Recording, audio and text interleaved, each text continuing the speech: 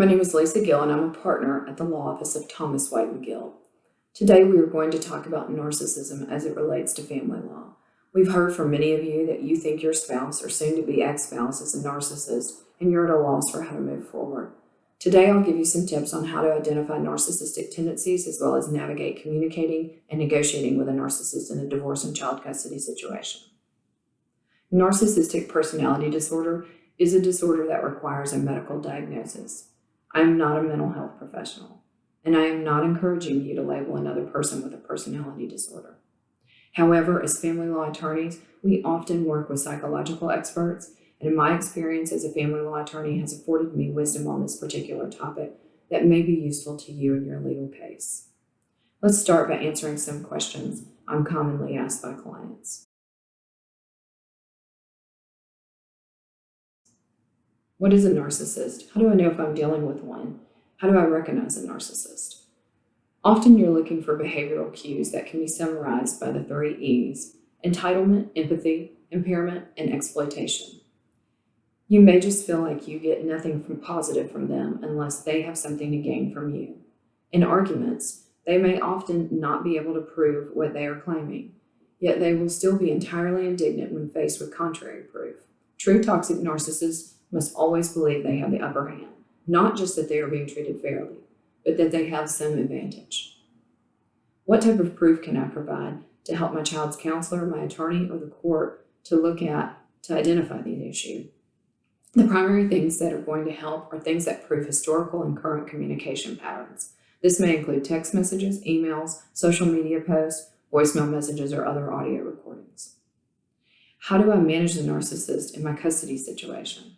I understand this can be difficult because the narcissistic person is usually the person who will actually split the baby, so to speak, in order to get what he or she truly wants.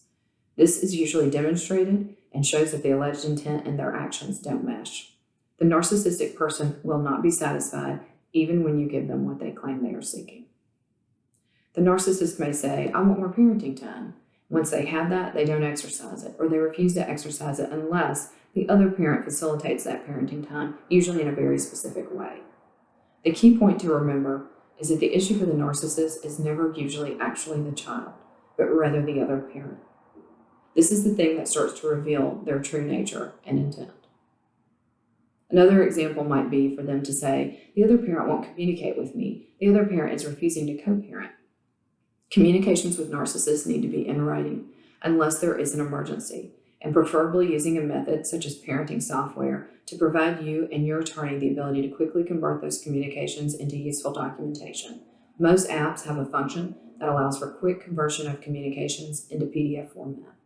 If there is an allegation that there are abusive communications, provide all corroborating proof to your attorney, and then your attorney can confront the narcissist through his or her attorney. The other party should have an explanation for those communications, an apology, or something.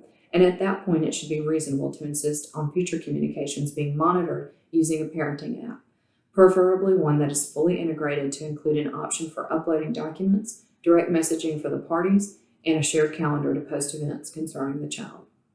Co-parenting counseling may also be useful to see if a mental health professional can facilitate better communications and assist with conflict resolution. Another option in high conflict cases is to name a professional mediator or counselor as a parenting coordinator in your parenting plan to help facilitate resolution in the future and act as a buffer between high conflict parties. All of this is mentally and emotionally hard. How do I know if it's working? Be prepared that a narcissist will bully more, not less, if they feel they are losing the upper hand. You have to be prepared to challenge their distorted version of reality repeatedly, and you and your attorney will not be well liked during that process. They are fallible, though, and have tells in their behavior that will reveal them over time. They often speak with ridiculous authority, even when unnecessary. They can't control themselves under scrutiny because their facade means so much to them. Remember, they often will not be able to prove what they are claiming and will still be entirely indignant when faced with contrary proof. Still, you need to gather your proof anyway. It is very important to your case. You have to box them in repeatedly. They are quick and intuitive because they have likely lived the majority of their lives learning to read people in order to extract what they needed from them. Still, if you continue to box them in, they will vacillate with such frequency that it will reveal their tactics eventually.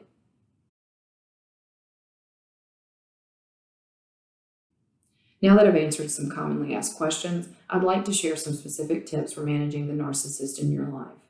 Try reading the book Unmasking Narcissism, a guide to understanding the narcissist in your life, written by clinical psychologist Mark Edmondson. This book is written from the viewpoint of how to handle an ongoing relationship with a narcissist, and because of that, could be especially helpful for people dealing with co-parenting issues. Don't engage in too many one-on-one communications, especially verbal communications. They are expert manipulators. You need to loop in your attorney, therapist, mediator, or parenting coordinator into those communications in order to help in the cognitive dissonance. Essentially, cognitive dissonance occurs when humans experience a state of holding two or more contradictory thoughts or beliefs in their cognition at one time. The result is a state of anxious confusion and a desire to reduce the resultant overwhelm and unbalanced perception. This is often referred to in toxic narcissistic relationships as gaslighting or victim blaming, and is the reason you need a third party to review communications and help you do what is called reality testing. Otherwise, the narcissist will work to convince you that he or she is the victim in nearly every scenario, no matter what they've done or failed to do. Do address their complaints as quickly and as thoroughly as possible within reason.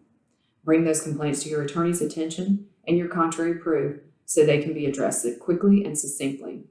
True toxic narcissists are not seeking resolution or compromise. They see everything as a zero-sum game in which they must be the winner at all costs. So addressing their concerns quickly usually helps you fetter this out for the court. This process also helps you create a timeline during the litigation where the narcissist claimed an issue occurred that went unresolved. Now you have corroborating proof of what really occurred for trial. Narcissists are often hard to spot, even for mental health professionals. Do assist by providing collateral materials on behalf of yourself and your minor children. You have to do everything you can to make sure that any toxic communications with either yourself or the minor children are in writing or recorded. Produce corroborating materials to any investigating third party, including guardian ad litems, custodial evaluators, therapists, or parenting coordinators.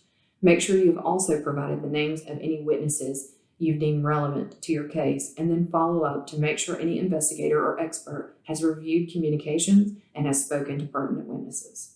Make sure that you explain context to your attorney when providing proof, so your attorney is able to specifically communicate context.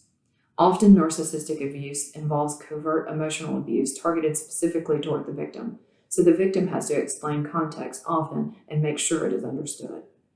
Do cue the court in frequently to these issues when you become aware of them. They are often covert and only become apparent when examined in their totality. I hope these answers and tips have given you insight on how to better deal with a narcissist in a family law situation. If you're dealing with a narcissist, I encourage you to speak to an attorney for both your legal and mental protection. The attorneys at Thomas White and Gill are ready to help you navigate this uniquely challenging situation. Call us at 901-537-0010 or visit us online at memphisfamilylaw.com for more information.